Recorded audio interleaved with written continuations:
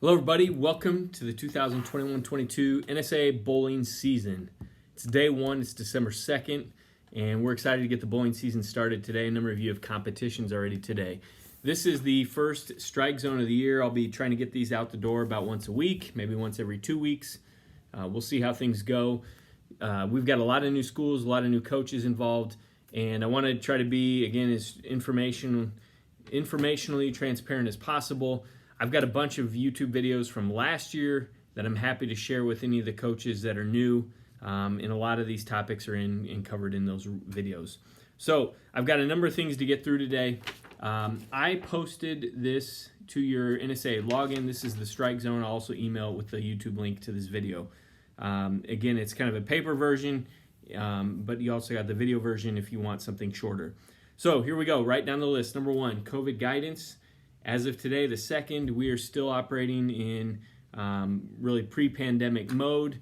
So there's no COVID guidance coming from our office. Obviously, if you bowl in certain situations with certain schools involved or certain counties and health departments involved, there's going to be some guidance probably in play. And that's why it's important when you host an event to share those things ahead of time with the opponent that you're hosting. We'll keep you up to date. We've been operating this way out of our office all year, and it's been going fine.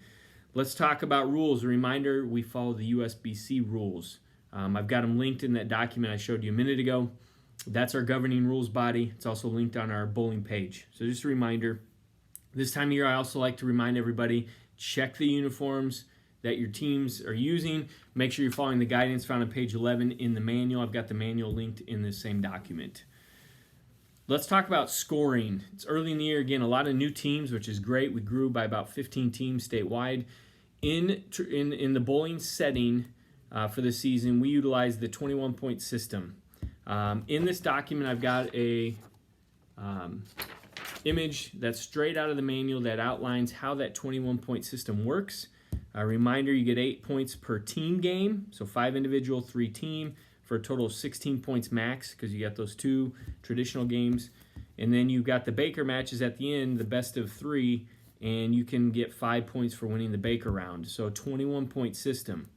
So just a reminder on that. Additionally, I'm going to show this again, I've got in this document a link to what is also found on our bowling page for a score sheet, and where this is blank, but you can manipulate the Excel file and utilize it when you host. So check that out. That may help you when you host events. Something that, big thanks to Larry Putney for helping us with that as we develop this program. Let's talk about reporting results.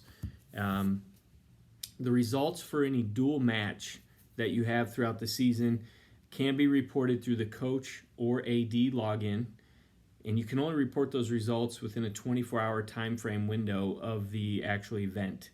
And those results can only basically be reported the day of. So any contest today, the 2nd, is available through the coach or AD login. You can go find those things in your login. You're going to look for the links that I've outlined in this document. I don't want to read them off right here.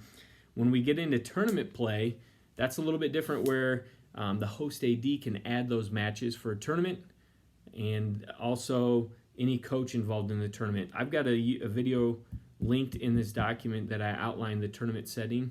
I did that video about a year ago. Take a look at it if you're hosting a tournament. The other thing I want to remind everybody with results is during a dual match, so if it's Omaha North dueling against Omaha Burke today, remember with the 21-point system, your scores are going to be like 15-6, 20-1. But then when you move into tournament formats where you have to follow those formats outlined in the manual, your games and results are going to look different. Like your qualifying games, you got a total of 8 points involved there. You're going to have scores like 5-3, 6-2. Then you move into the bracket best of 5 Baker, you're going to have 3-2, 3-1. So just a reminder, our system can eat all of that up and function accordingly. But just a couple reminders on that. And I'm happy to answer any questions you have over that, especially when we go through these wrinkles early on in the year. Last but not least, I want to remind everybody to review the roster and lineup info in the manual. I've got it copied and pasted in this document. But just take a look at those things, and a reminder that we want to have good gamesmanship and sportsmanship when we do those things, and we exchange those lineups in the roster before we start competition. So with that, I wish you all the best in your first competitions, and we'll see you soon.